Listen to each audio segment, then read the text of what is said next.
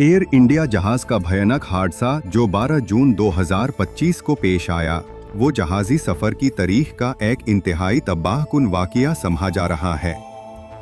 यह परवाज जो अहमदाबाद से लंदन एयरपोर्ट की तरफ रवाना हुई थी, रवानगी के कुछ ही देर बाद मेडिकल कॉलेज की बिल्डिंग से टकरा गई। जहाज टेक ऑफ के सिर्फ 3 मिनट्स बाद हादसे का शिकार हो गया।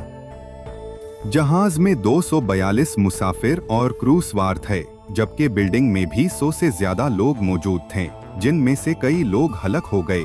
हादसे में एक शख्स जिंदा बच गया, जिसने इमरजेंसी गेट से खुद को नीचे फेंक दिया।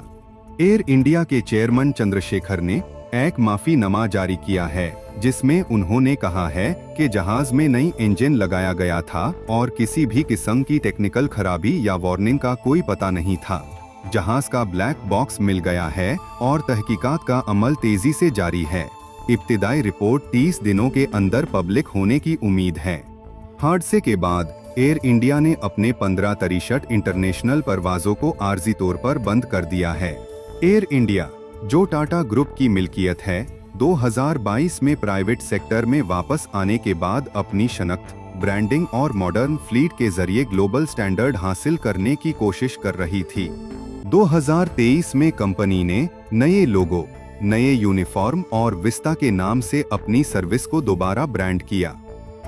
एयर इंडिया के नए एडमिनिस्ट्रेशन में CEO Campbell Wilson, CFO, COO, CCO वगैरह शामिल हैं, जो विहान के नाम से 5 साल का तब्दीली का प्रोग्राम चला रहे हैं, जिसका मकसद एयर इंडिया को एक ग्लोबल स्टैंडर्ड की एयरलाइन बनाना है। इस प्रोजेक्ट में $400 मिलियन से ज्यादा की सरमायाकारी से नए जहाजों का डिजाइन, इंटरनेट फैसिलिटीज, नई सीट्स और कार्गो सर्विसेज बेहतर बनाई जा रही हैं। हादसे के नतीजे में सिर्फ एयर इंडिया की शोहरत को नुकसान नहीं हुआ, बल्कि उसकी माली हालत भी दबाव में आ गई है। गुज़िश्ता माली साल में कंपनी को तकरीबन $520 मिलियन का नुकसान हुआ था और इस हादसे की वजह से इस नुकसान में मजीद इजाफा होने का खौफ है। हादसे के बाद दुनिया भर की एविएशन इंडस्ट्री, खास तौर पर बोइंग कंपनी की तरफ भी सवाल उठने लगे हैं।